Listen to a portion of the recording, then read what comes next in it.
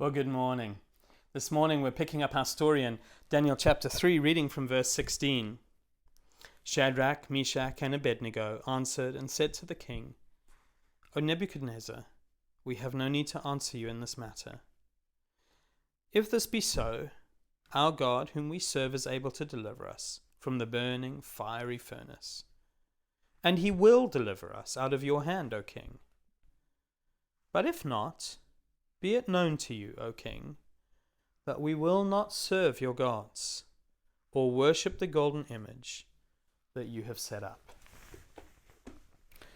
Wonderfully courageous words spoken by these men. We saw yesterday that we can rely on God's past actions to give us courage in the present. And today we're just going to examine the faith of these men that's revealed in these three statements that they make. And just to remind you, Nebuchadnezzar has just made that statement or that question.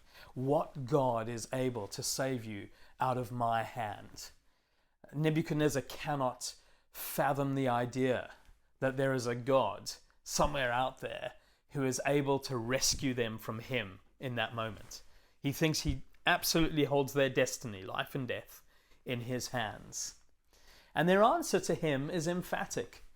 They say, our God is able. They make this bold statement about God.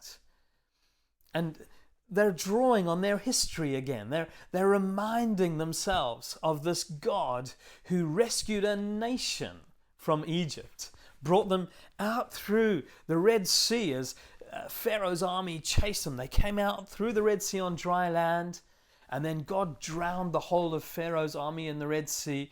God rescued a whole nation in a moment. And so these men are able to say, our God is able to rescue us from your hand, O King. We know it. He's done it in the past. We have a history of him being our rescuer through the centuries. And then their second statement is also really fascinating. They say, and he will deliver us. There's a statement of intent. How can they say something like that on God's behalf? How can they say, our God will deliver us with such certainty? I believe the answer is found in their identity, their sense of knowing who they are, their knowledge that they're standing up for their God, and he's the one who's made the promises. He's the one who's acted faithfully, continually, century after century to his people. He's the one who's always been there for them. Even when they deserted and went away from him, God has been the one who called them back. God's been the rescuer. Even through the time of the judges, when they continually rebelled, God would ultimately send a savior figure to rescue them from their predicament, like a Gideon. And so they can say, no, our God will rescue us. The author of Hebrews reminds us that when our faith is not just that God exists, but that he's a rewarder of those who diligently seek him. And we need to understand that the God we serve is a good God, that he's a rescuer, that he's a deliverer. We need to remember that Jesus looked upon us in our worst possible predicament, that we would one day stand before the holy God, and we would stand before him at the end of the age as unholy sinners. And that all that would be left for us in that moment of judgment would be eternal death and separation from God. And Jesus said, I will rescue them. And so he came and he laid down his own life in order to have you and to have me, and to say, I will rescue them. I'll be their deliverer. I'll deliver them from this judgment. And I'll bring them into the Father's love and affection.